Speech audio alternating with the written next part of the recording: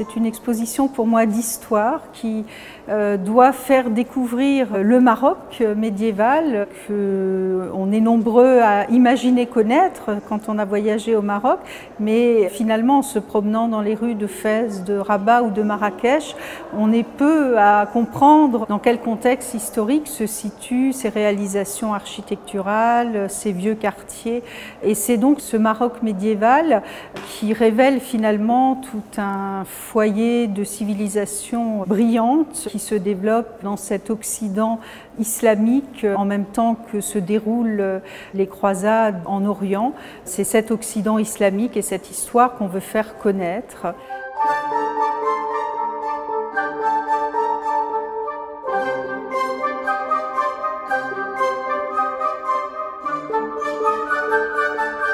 Dans un parcours que l'on veut le plus simple possible et le plus pédagogique possible, puisque c'est une histoire de succession de dynasties. Ces dynasties que l'on appelle successivement almoravides, almohades et mérinides, qui unifient un territoire qui va du sud du Sahara, en Afrique occidentale, jusqu'au sud de l'Espagne, donc un vaste territoire.